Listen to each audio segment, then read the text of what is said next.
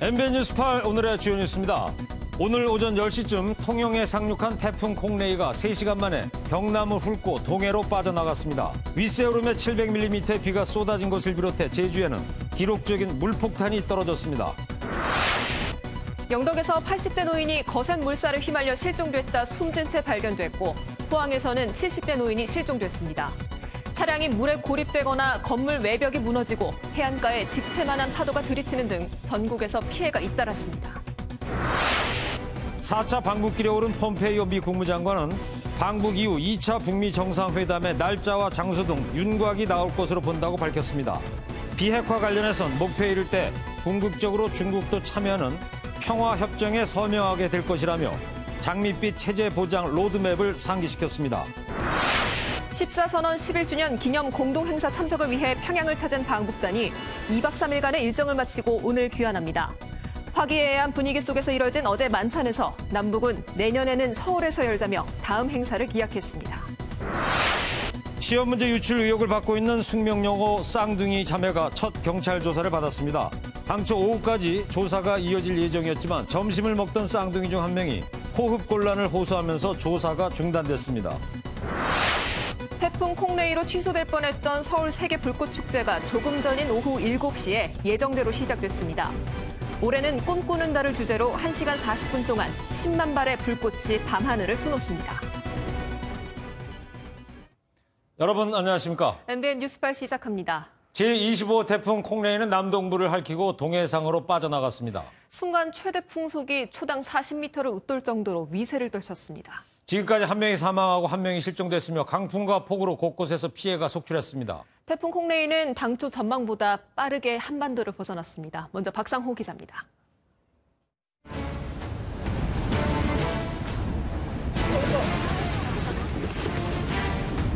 태풍 콩레이는 제주를 거쳐 오전 9시 50분 경남 통영에 상륙했습니다.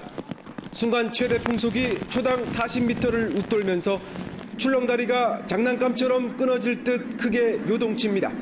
시간당 30mm 이상의 물폭탄을 쏟아부었습니다. 11시쯤 부산에 다다른 태풍은 곳곳을 핥히고 지나갔습니다.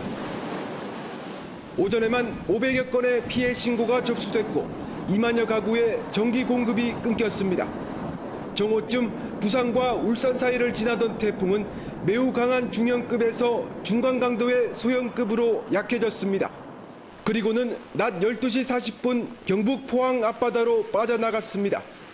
통영에 상륙한 지 불과 2시간 50분 만인데 예상보다 빠르게 한반도를 벗어났습니다. 태풍이 가는 길에 편서풍이 세게 불면 뒤에서 확 밀어버리는 꼴이라서 이게 빨리 움직여요. 그 태풍이 약해진 것도 또 하나의 원인. 남동부를 핥힐 당시 태풍 콩레이의 중심 부근 최대 풍속은 초속 27m, 강풍 반경은 280km였습니다. 크고 작은 피해가 속출하면서 앞으로 피해 규모는 더 늘어날 전망입니다. MBN 뉴스 박상호입니다. 태풍 콩레이는 제주에 시간당 최고 70mm가 넘는 물폭탄을 뿌렸습니다. 어제 오늘 한라산에 700mm, 제주 시내에 300mm가 넘는 폭우가 쏟아져서 침수 정전 사태가 잇따랐습니다. 초속 50m의 강풍으로 제주 시내는 신호등이 파손되는 등 바람 피해도 컸습니다. 제주 태풍 피해 소식 김영 기자입니다. 시간당 50mm가 넘게 쏟아진 폭우가 가정집을 물바다로 만들었습니다. 배수 펌프는 아무 소용이 없습니다. 지난 8월 태풍 솔릭으로 파손된 체육관엔 이번에도 물난리가 났습니다. 어제 하루 제주도의 강우량은 310mm를 기록했습니다. 지난 2007년 태풍 나리 때 420mm에 비해 역대 두 번째로 많은 양입니다. 한라산 윗세오름에 700mm, 제주 시내에 300mm가 넘는 폭우가 쏟아져 주택가 도로 등 60여 곳이 물에 잠겼습니다.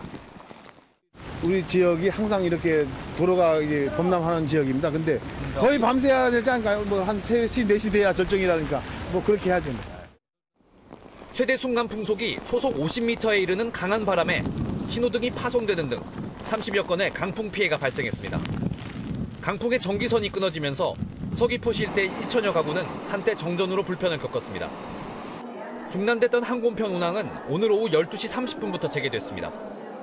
하지만 최대 10m의 파도가 일고 있어 여객선 운항은 어려울 것으로 보입니다. MBN 뉴스 김현입니다. 제주에 이어 남해안에 상륙한 태풍으로 동남부 지역은 태풍이 지나간 길을 따라서 피해가 속출했습니다.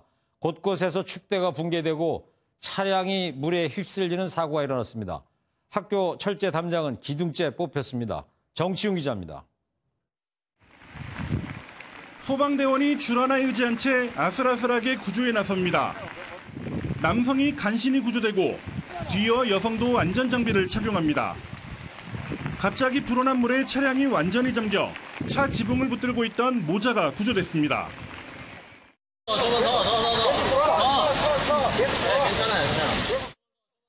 바닷가에 있는 시장은 태풍이 몰고 온 폭우에 속수무책. 고립됐던 상인들은 황급히 구조보트에 오릅니다. 부산에서는 강풍에 아파트 외벽이 떨어져 나갔습니다. 잔해가 바닥에 나뒹굴고 건물에는 찢겨나간 구조물이 위태롭게 붙어 있습니다. 5층 창문을 먼지 때려가지고 일 떨어졌던 모양이라. 그러니까 위에도 막 유리가 뭐 다 깨졌습니다. 예, 정말 놀랐습니다. 통제된 도로 너머엔 벽돌이 굴러다닙니다. 흙이 쏟아져 내리면서 축대 위 철제학교 담장은 기둥채 뽑혔습니다. 태풍의 위력에 이처럼 고등학교 옆 축대도 속절없이 무너져 내렸습니다. 전남 완도 선마을에서는 높은 파도로 바닷가 도로가 유실돼 긴급 복구를 벌였습니다. 비바람이 강했던 태풍 콩네이. 아파트가 흔들릴 정도로 엄청난 위력을 떨쳤습니다. MBN 뉴스 정춘우입니다. 재난영화 해운대 보셨습니까? 불난 자리는 있어도 물난 자리는 없다는 교훈을 주는 영화인데요. 이번 태풍에도 해일 피해를 볼 뻔한 아찔한 순간이 있었습니다. 강진우 기자입니다. 집채만한 파도가 방파제를 넘어와 달리던 버스를 덮칩니다. 버스 안까지 물이 들어닥치자 놀란 승객들이 비명을 내지릅니다.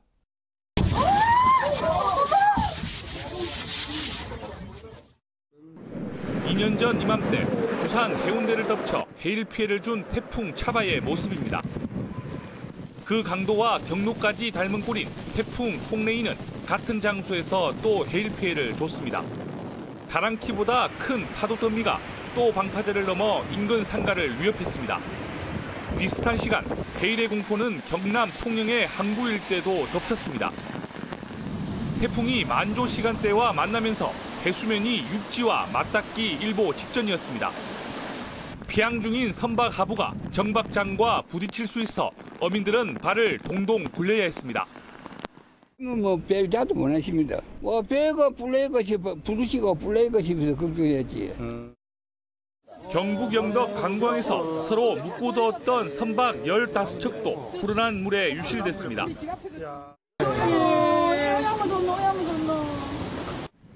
다행히 비가 먹고 썰물대가 되면서 해일 피해를 겪지는 않았지만 바닷물의 공포를 또 한 번 경험한 순간이었습니다.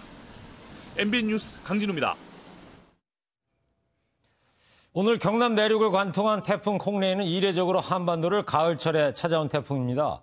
이유가 무엇이며 혹시 또 태풍이 올 가능성은 없는지 뉴스 추적하겠습니다. 사회부 이정우 기자 나왔습니다. 자, 보통 태풍하면 여름에 오는 게 상식인데 근데 이 쌀쌀해진 가을 바람이 부는 10월에 태풍이라니 이거 어떻게 된 겁니까? 네, 일단 정말 10월엔 태풍이 잘 찾아오지 않는지 한번 확인해 봤습니다. 네. 근데 기상 관측이 시작된 게 지금으로부터 114년 전인 1904년인데요. 그때부터 지금까지 한반도에 영향을 준 태풍은 모두 394개였습니다.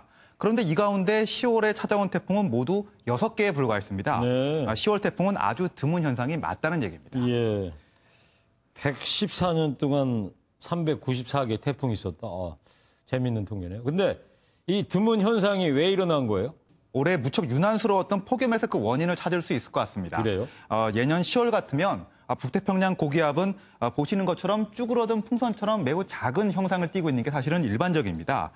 그런데 올해는 폭염의 여파로 보시는 것처럼 빵빵한 풍선처럼 부푼 상황이 나타나고 있는데요. 네. 태풍이 북태평양 고기압의 가장자리를 따라 이동하는 성질이 있다 보니까 가을에 한반도로 태풍을 불러들이는 철로가 놓인 격이 된 네, 겁니다. 하여튼 저 북태평양 고기압이 좀 말썽입니다. 그렇습니다. 혹서도 사실 저 북태평양 고기압 때문에 일어났던 거로 알고 있는데. 그렇습니다. 그런데 한 가지 이유가 더 있습니다. 태풍이 태어나는 곳인 태평양 표면의 수온이 올해 유난히 굉장히 높습니다. 예. 이것 또한 전 지구적인 폭염 때문에 일어난 현상인데요. 이 때문에 10월까지도 태풍을 왕성하게 만들 수 있는 연료, 즉 수증기가 다량 공급되고 있다는 분석이 나오고 있습니다. 네. 그러면 태풍이 또 올 가능성이 있다는 거예요? 결론부터 말씀드리면 그렇지는 않을 것으로 보입니다. 다행이네요. 늦가을을 거쳐 겨울로 향하는 상황이기 때문에요. 태평양의 수온도 지속적으로 낮아질 것이고 예. 또 지금은 부풀어 있지만 북태평양 고기압의 세력도 축소될 수밖에 없기 때문입니다. 또 한반도로 올라오는 태풍의 길목인 남해가 있는데요. 이 남해의 수온이 현재 상당히 낮다는 것도 중요한 변수입니다. 네. 태풍은 수온이 섭씨 26도 이상이 돼야지 그 세력을 유지할 수가 있는데요. 그런데 현재 남해안 수온은 낮은 곳은 21도 이하까지 내려가 있는 상황입니다. 차가운 남해가 태풍에서 한반도를 지키는 방어막이 될 것이라는 얘기입니다. 네. 그러면은 올해 태풍은 이번 콩레이로 이제 마감됐다 이렇게 보면 된다는 거죠? 그럴 가능성이 대단히 높아 보입니다. 예, 알겠습니다. 자, 과학적인 분석입니다. 정리가 잘 됐어요. 이정우 기자였습니다. 지금부터는 북한 관련 소식입니다. 폼페이오 미 국무장관의 방북을 하루 앞두고 한반도 정세가 다시 긴박해졌습니다. 먼저 오늘 일본을 찾은 폼페이오 장관은 내일 평양으로 넘어가서 김정은 위원장을 만납니다. 이때 북한에 머무는 시간이 반나절이 안 되는 만큼 협의에 속도를 낼 것으로 보이는데요. 그리고 바로 오후에 우리나라로 넘어와서 강경화 장관과 문재인 대통령을 차례로 만나서 방북 성과를 설명합니다. 이때 2차 북미 정상회담 시기는 언제일지, 또 우리 정부가 제안한 북미 간 빅딜이 성사됐을지 여부가 관심입니다. 이어 모레엔 중국 방문 일정까지 이어갈 것으로 알려졌는데요. 북한도 바쁘게 움직이고 있습니다. 지난 이틀간 중국 베이징에 머문 최선희 북한 외무성 부상은 오늘 러시아로 이동해서 경협과 대북 제재 완화 방안을 논의하는데 특히 김정은 위원장의 방러 일정을 조율할 가능성도 점쳐지고 있습니다. 앞서 살펴봤듯 오늘로 4차 방북 일정에 돌입한 폼페이오 장관은 내일 방북한 이후에 2차 북미 정상회담에 윤곽이 나올 것이라고 예고했습니다. 이 내용은 고정수 기자가 보도합니다. 북미 정상의 싱가포르 합의를 진전시키길 기대하고 비핵화를 향한 노력을 계속할 것이다. 마이크 폼페이오 미 국무장관은 북한으로 떠나기 전 SNS에 이같이 4차 방북의 포부를 밝혔습니다. 기자들과 만나 이를 위한 2차 북미 정상회담의 날짜와 장소가 나올 것으로 본다고 전망하고 협상이 잘 돼서 목표에 이르면 정전협정을 끝내는 평화협정에 서명하게 될 것이며 중국이 그 일원이 될 거란 장밋빛 구상을 밝혔습니다. 앞서 무역 갈등으로 악화한 대중관계, 일명 중국 배후론을 4차 방북 취소의 원인으로 꼽았지만 비핵화 이슈와는 분리해 성과를 내기 위한 공조에 집중하겠다는 뜻으로 해석됩니다.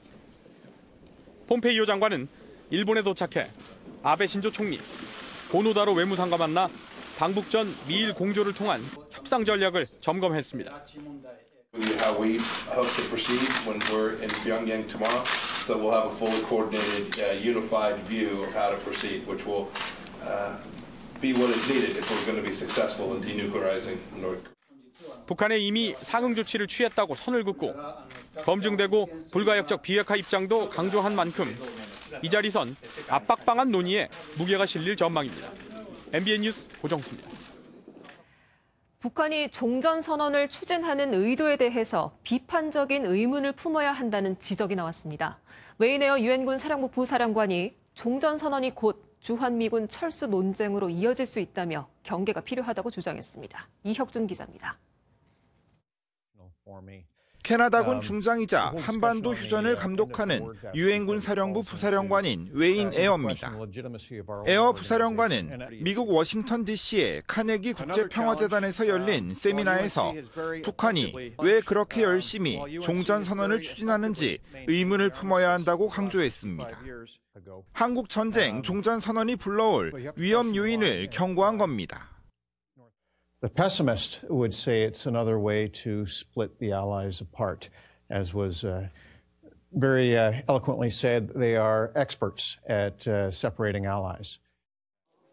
에어 부사령관은 또 종전 선언으로 인해 유엔사 해체뿐 아니라 주한미군 철수 논란이 제기될 수 있다고 우려했습니다. And it's a slippery slope to then question the presence of U.S. forces on the peninsula. 위험한 비탈길은 발을 들이면 돌아오기 어려운 길이란 의미입니다. 그러면서 에어 부사령관은 앞으로 유엔사가 해체해야 하는 건 맞지만 반드시 올바른 시점에 이뤄져야 할 일이라고 밝혔습니다. 종전 선언이 곧 평화협정은 아니라고 강조한 에어 부사령관은 최근 유엔사가 북한군과의 대화 채널을 다시 운영하는 진전을 이뤘다고 말했습니다. MBN 뉴스 이혁준입니다. 14선언 11주년을 기념하기 위해 평양을 찾은 민관 방북단이 오늘 귀환하기 전 평양 중앙식물원을 찾았습니다. 이 자리에서 노무현 전 대통령의 기념식수를 살펴보면서 눈물을 흘렸다는 소식이 전해졌습니다. 윤석정 기자입니다. 평양 중앙식물원 정문 옆 잔디밭 한가운데 풍성하게 자란 소나무. 민관 방북단이 대견한 듯 소나무를 둘러보며 눈시울을 붉힙니다. 공동선언의 뜻과 마음을 잊지 않고 계속 이렇게 잘 관리해 주시고 그리고 이렇게 잘 지켜주시려고 노력했다는 것을 알 수 있었습니다. 11년 전인 2007년 노무현 전 대통령과 김영남 북한 최고인민회의 상임위원장이 심었던 이 나무에 방북단은 노 전 대통령과 인연이 있는 장소에서 가져온 흙과 물을 뿌렸습니다. 14선에 표시되고 있는 제반적인 그런 정책들이 사실은 지금 이어지고 있고 시작되고 있고 잘 되는 것 같아서 앞으로 우리 민족과 국민들에게 상당히 큰 희망을 주고 있다. 뒤이어 도착한 평양중앙동물원과 자연사 박물관. 방북단은 어린이 단체 손님부터 어른들까지 다양한 연령대의 평양 시민들과 뒤섞여 관람을 마쳤습니다. 이 물리적인 장벽, 이거 정말 우리가 마음만 먹으면 다 함께 손잡고 뛰어넘을 수 있다 이렇게 생각을 하게 됐습니다. 방북단은 2박 3일간의 방북 일정을 모두 마치고 오늘 저녁 정부 수송기를 타고 돌아왔습니다. MBN 뉴스 윤석정입니다. 어제 열린 남북 고위급 회담에서는 조명균 통일부 장관이 예정보다 늦게 도착하는 해프닝이 있었습니다. 만찬 자리는 화기애애한 분위기 속에서 진행됐다고 하는데 내년 행사는 서울에서 열자며 덕담도 주고받았다고 합니다. 계속해서 김근희 기자입니다. 회의장에 늦게 도착한 조명균 통일부 장관이 시계가 이상하다며 손목을 보여줍니다. 내가 시계를 당장 가서 좋은 거 좀 사야겠어. 제 시계 보십시오. 다소 언짢은 듯했던 리성건 조국평화통일위원장이 주인을 닮은 것이라며 농담을 건넵니다. 이런 관념이 없으면 시계가 주인 닮아서 저렇게 또 준단 말이에요. 해프닝으로 시작한 고위급 회담에서 남북은 평양 공동선언 이행 방안 등을 논의했습니다. 바로 이행해 나갈 것들은 철도 공동조사 그게 좀 지연되고 있는데 그거를 다시 일정을 잡아서 해나가야 되는 문제 면에서 완전히 개보수하는. 이어 조 장관과 리 위원장은 10만 명이 투입된 빛나는 조국 공연도 함께 관람했습니다. 밤 10시부터는 화기애애한 분위기 속에 합동 만찬이 열렸습니다. 잘 모르실 것 같아서 인사드립니다. 저는 남측에서는 최고 미인으로 불리고 있습니다.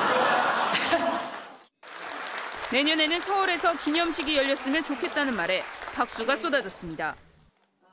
저희한테 보여주신 아주 정성과 환대에 더 극진하게 저희가 응징을 하도록 하겠습니다. 내년에는 절대로 평양으로 못 돌아가도록. 이에 북측도 이번 행사를 시작으로 평화 번영의 걸음을 이끌어가자고 화답했습니다. MBN 뉴스 김근희입니다. 1심에서 징역 15년의 실형을 선고받은 이명박 전 대통령이 첫 주말을 맞았습니다. 가장 나쁜 경우의 판결이라는 날선 반응을 보였지만 항소 여부를 두고 장고에 들어간 것으로 알려졌습니다. 김순철 기자입니다. 이명박 전 대통령은 변호인인 강훈 변호사에게 선고 결과를 전해 듣고는 날선 반응을 보인 것으로 전해졌습니다. 재판부의 판단에 억울함과 서운함을 나타낸 것으로 알려졌습니다. 오는 12일까지 항소 여부를 결정해야 하는 이 전 대통령은 장고에 들어갔고 모레쯤 강 변호사와 만나 논의할 계획입니다. 당신께서도 하루 이틀 더 생각을 해보겠다고 그렇게 말씀하셔가지고 아무런 결정 사항이 없는 거죠. 당장 이 전 대통령의 반응만 본다면 항소에 무게가 실립니다. 다스의 실소유자라는 법원의 판단을 일관되게 부정하며 다스 비자금 횡령과 삼성의 다스 소송비 대납 등의 혐의를 다툴 것으로 보입니다. 반면 항소를 포기할 수도 있습니다. 김백준 전 청와대 총무기획관이나 다스 관계자들이 기존 진술을 뒤집을 가능성이 적고 뇌물 혐의를 뒷받침하는 이팔성 비망록 등 물증도 다수 있기 때문입니다. 박근혜 전 대통령처럼 재판 출석마저 거부할 수도 있습니다. 하지만 이 경우 다스의 실소유주임은 물론 횡령과 뇌물수수 혐의도 인정하게 되는 셈이어서 이 전 대통령의 고민은 깊어지고 있습니다. MBN 뉴스 김순철입니다. 다음 소식입니다. 더불어민주당 지도부가 최근 소속 의원들에게 국정성과 홍보물을 제작하라는 지시를 내린 것으로 확인됐습니다. 당내에선 제작 지침을 두고서도 또 소속 의원들을 동원해 국정 홍보에 나서는 게 옳은 것이냐를 두고 비판의 목소리가 나오고 있습니다. 박유영 기자의 단독 보도입니다. 이틀 전 더불어민주당 의원실마다 배포된 문서입니다. 발신인은 이해찬 대표와 홍영표 원내대표. 민주당이 최근 가짜뉴스와의 전쟁에 나선 배경을 설명한 뒤 당 의원들의 협조를 구합니다. 가짜뉴스에 대응하는 영상물이나 국정 현안 또는 국정 성과 홍보물을 만들라는 건데 올 연말까지 국회의원 1명당 1편 이상을 반드시 제작하라며 시기와 개수도 정했습니다. 이런 노력이 문재인 대통령과 민주당 정부의 성공을 뒷받침할 거라는 동료도 담았습니다. 그런데 국정 홍보물 제작 지시와 민주당 정부란 표현을 놓고 당 내부에서도 반응이 엇갈립니다. 한 초선 의원은 정부 정책에 대해 의원 개개인이 이해도를 높일 수 있어 긍정적이라고 말했지만 한 중진 의원은 행정부가 할 일을 왜 의원들이 하느냐며 불만을 토로했습니다. 행정부를 견제해야 할 입법부가 소속 의원들을 총동원해 국정 홍보에 나서는 게 맞냐는 겁니다. 당청 관계를 적나라하게 보여주고 있는 거죠. 당의 또 청와대에 대한 견제 능력 또는 긴장 관계를 만들어내야 되는데 그러지 못하고 이건 민주당 정부가 아니라 대한민국 정부이고 문재인 정부입니다. 민주당 원내 지도부 측은 집권 여당으로서 국정 과제를 입법적으로 뒷받침해야 할 책임감을 높이자는 취지라고 설명했습니다. MBN 뉴스 박영입니다. 시험 문제를 유출한 의혹을 받고 있는 숙명여고 쌍둥이 자매와 그 아버지인 전 교무부장이 오늘 오전에 경찰 조사를 받았습니다. 당초 오후까지 조사가 이어질 예정이었는데 점심시간에 자매 중 한 명이 호흡곤란을 호소해서 조사가 중단됐습니다. 이현재 기자입니다. 숙명여고 쌍둥이 자매가 시험 문제 유출 의혹이 불거진 뒤 처음으로 경찰 조사를 받았습니다. 중상위권 성적을 유지하던 자매가 갑자기 전교 1등을 차지하면서 시작된 문제 유출 논란으로 교육청이 경찰에 수사를 의뢰한 지 약 2달 만입니다. 경찰은 참고인 신분인 쌍둥이 자매가 미성년자라는 점을 고려해 경찰서가 아닌 제3의 장소에서 비공개로 조사를 진행했다고 밝혔습니다. 쌍둥이 자매의 아버지인 전 교무부장 A씨도 함께 조사를 받았는데 경찰은 문제 유출 피의자인 A씨와 자매를 대면시키지 않고 따로 조사했습니다. 오전부터 시작된 조사는 당초 오후까지 이어질 예정이었습니다. 하지만 오전 조사가 끝난 뒤 어머니와 변호인과 함께 점심을 먹던 쌍둥이 중 한 명이 호흡곤란을 호소하면서 조사가 중단됐습니다. 오후 12시 반쯤 병원으로 이송된 쌍둥이는 1시간 반 정도 안정을 취했고 다행히 생명에는 지장이 없는 것으로 알려졌습니다. 나머지 딸 1명과 A씨도 귀가 좋지 않은 경찰은 다시 출석 일자를 잡아 조사를 계속할 방침입니다. MBN 뉴스 이현재입니다.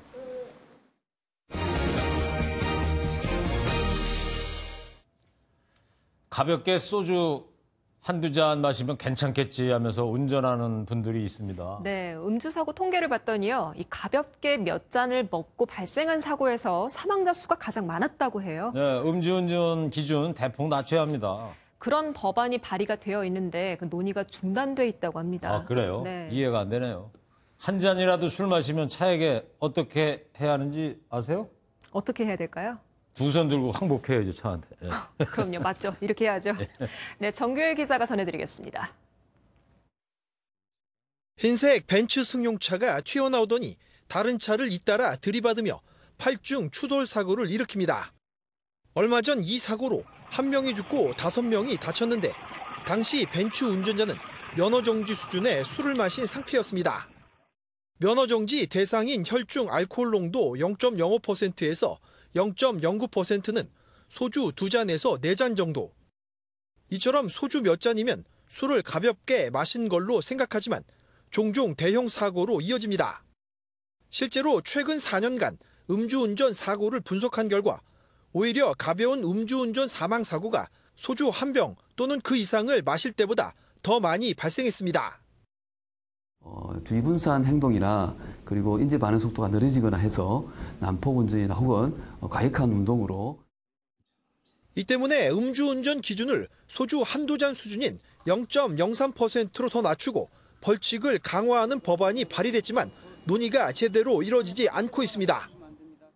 구간을 좀 낮추는 것을 비롯해서 새로운 정비를 경찰청에서 해야 될 것 같습니다. 왜냐하면 이게 국민의 생명하고 직결되는 것이라.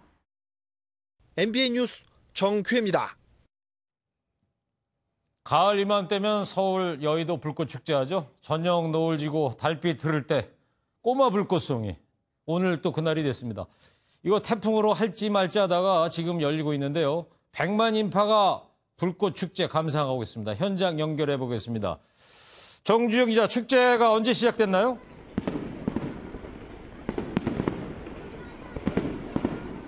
네, 불꽃 연출은 조금 전인 저녁 7시 20분부터 시작됐는데요. 100만여 명의 시민들은 이곳 여의도 일대를 찾아 서울의 가을 하늘을 수놓은 화려한 불꽃을 감상했습니다. 어제까지만 해도 태풍 콩레이의 영향으로 오늘 행사가 취소되는 게 아니냐 이런 관측이 나왔었는데요. 주최 측인 하나는 태풍의 영향권에서 벗어나 불꽃을 연출하기에 적절하고 오랜 기간 기다린 시민과 외국인 관광객들의 기대에 부응하기 위해 정상 진행을 결정했다고 밝혔습니다. 또 관람객들의 안전이 최우선이라며 기상 상황을 예의주시하고 있다고 강조했습니다. 스페인 팀을 시작으로 캐나다 팀, 또 한국 팀까지 모두 3개 팀이 10만여 발에 달하는 불꽃의 향연을 펼치고 있는데요. 올해 주제는 꿈꾸는 달로 한강에 지름 10m짜리 인공 달을 띄우고 달과 어우러지는 대형 토성 불꽃을 선보이고 있습니다. 현재 여의도 주변에선 극심한 교통 혼잡이 빚어지고 있는데요. 경찰이 강변북로와 올림픽대로에서 주정차 관람과 무단횡단을 집중 단속하고 있으니 참고하시고요. 교통이 탄력적으로 통제되고 있는 만큼 이곳 주변을 지나는 분들은 대중교통을 이용하시기 바랍니다. 지금까지 여의도 불꽃축제 현장에서 MBN 뉴스 정주영입니다. 장관입니다. 1년 전에 비탈진 주차장에서 빈 SUV 차량이 굴러내려와서 4살 어린이가 숨졌습니다. 이후에 도로교통법을 개정해서 경사로에 주차할 때는 고인목을 바치거나 바퀴를 틀어놓도록 의무화했습니다. 이를 어기면 벌금 4만 원인데요. 지키는 운전자 거의 없습니다. 안진우 기자가 현장 점검해봤습니다. 17톤의 육중한 화물차가 조금씩 앞으로 미끄러지기 시작합니다. 경사로에서 속도가 붙더니 도로를 가로질러 승용차 세대를 잇따라 들이받습니다. 경찰은 운전자가 주차 브레이크를 채우지 않고 내렸다 사고가 난 걸로 추정하고 있습니다. 출발하시려면 이제 커피 한 잔 먹으러 가셨다가 갑자기 차가 없다고 하시는 거예요. 그래서 저희도 같이 뛰어나가니까 저희 내려갔다. 트럭이 내리막길을 후진하더니 주차된 차를 들이받고 항문지와 함께 온데간데 없이 사라집니다.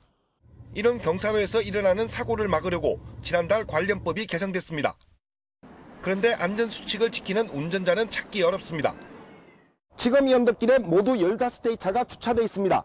고인목을 받쳐놓거나 핸들을 벽 쪽으로 돌려놓은 차는 단 2대뿐입니다. 인근 언덕길에 주차된 차들도 비슷합니다. 거의 안 하는 편이죠. 아무 데도 안 되지. 눈으로 보기엔 평지인 곳도 경사가 있을 수 있는 만큼 항상 변속기를 주차 상태에 두고 주차 브레이크도 채우는 습관을 들여야 만일의 사고를 막을 수 있습니다. MBN 뉴스 안진우입니다.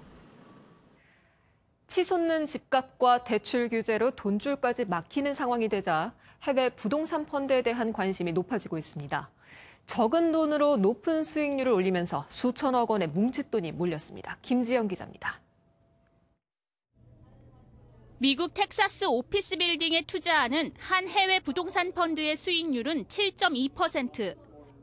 달러 가치 상승에 최근 1년간 부동산 가격도 4% 넘게 오르며 수익률이 훌쩍 뛰었습니다. 연간 수익률이 20%가 넘는 펀드도 속속 나오고 있습니다.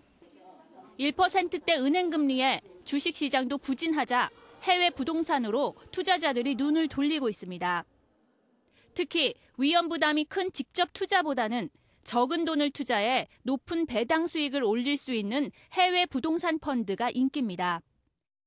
매년 수천억 원씩 몰리며 올 들어 설정액만 2조 원이 넘었습니다.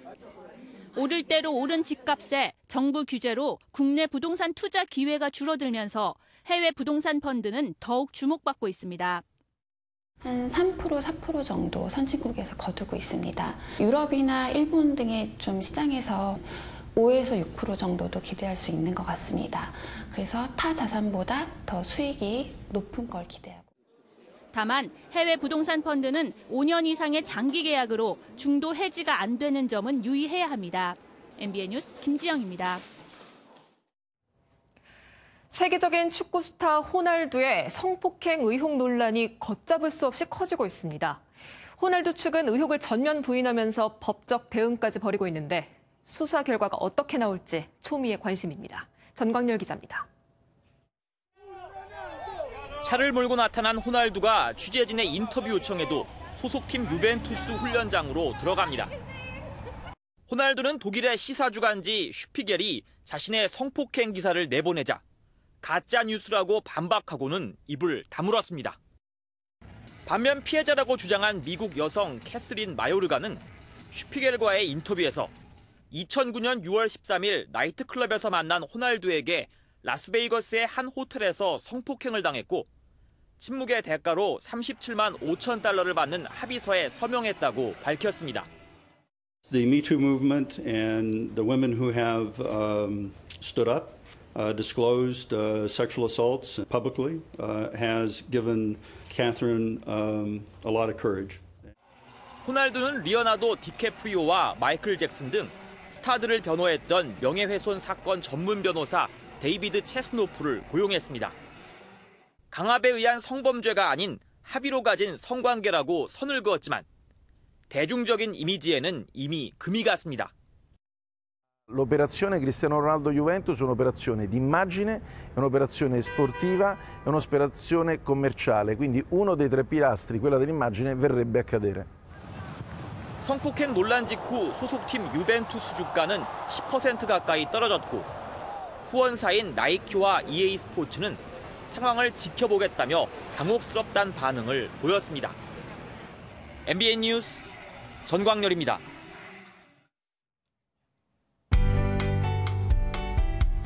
오늘 오후가 되면서 차츰 태풍의 영향권에서 벗어나기 시작했습니다. 지금 태풍은 독도 북쪽 부근 해상을 지나고 있는데요. 앞으로 18시간 이내 온대 저기압으로 변질되겠습니다.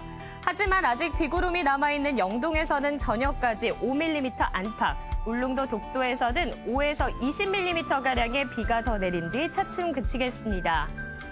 휴일인 내일은 다시 전국에서 맑은 하늘이 드러나겠습니다. 단 찬 공기가 유입되고 바람도 강하게 불면서 서울과 대전의 아침 기온 13도로 쌀쌀하겠습니다. 한낮에는 서울의 낮 기온 21도, 광주 23도로 오늘과 비슷하겠습니다. 우리나라에 영향을 주었던 태풍 콩레이는 동해상으로 빠져나갔습니다. 내일 전국이 대체로 맑겠습니다. 새벽부터 아침 사이 강원 산지와 일부 내륙에서는 안개가 끼는 곳이 있겠습니다. 남부지방 전주의 아침 기온 13도, 낮에는 23도가 되겠습니다. 태풍의 영향에서 벗어나긴 했지만 영동을 비롯해 해안가, 일부 내륙에서는 내일까지 바람이 매우 강하게 불어 주의하셔야겠습니다. 해상에서도 태풍과 풍랑특보가 지속되는 가운데 물결이 거세게 일겠습니다. 한글날이 들어있는 다음 주에는 대체로 맑은 날씨가 이어지겠습니다. 날씨였습니다. 네, 아까 오전에 부산 태풍 상륙했을 때 MBN 박상우 기자가 현장 소식 전하던 모습입니다.